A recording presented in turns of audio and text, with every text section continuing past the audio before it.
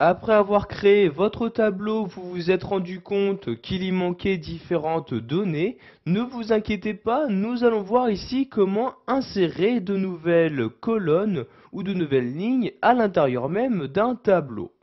Donc pour commencer, nous allons voir comment insérer une nouvelle ligne. Donc comme vous pouvez le voir ici par exemple, pour cette ligne-là, il en manque une donc pour nous afficher l'identifiant numéro 11. Donc je vais donc ici tout d'abord sélectionner la ligne se trouvant en dessous. Donc je fais un clic droit sur cette ligne-là et je clique ici tout simplement sur insertion comme ceci. Et vous aurez automatiquement donc une nouvelle ligne qui va s'insérer donc juste au-dessus de la ligne que vous avez auparavant sélectionnée.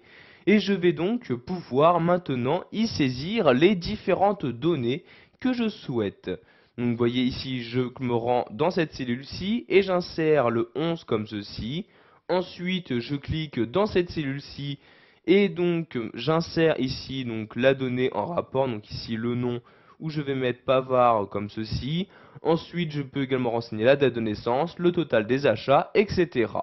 Donc je vais m'arrêter ici pour l'instant.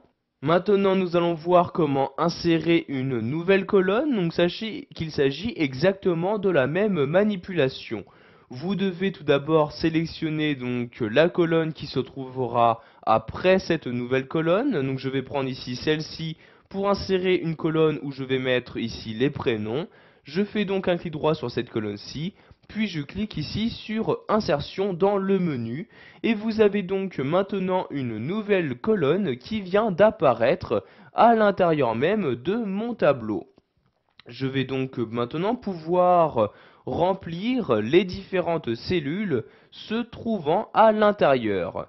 Donc ici à la place de colonne 1, je vais mettre prénom comme ceci, j'appuie sur la touche entrée et je vais ici insérer donc les différents prénoms donc des différentes personnes ayant effectué des achats.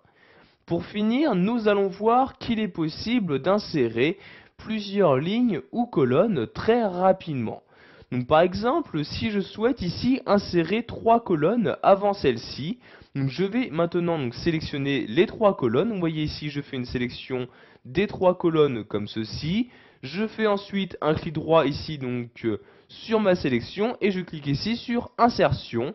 Et comme vous pouvez le voir, vous avez donc automatiquement trois colonnes qui ont été insérées juste avant, donc ici la première sélectionnée.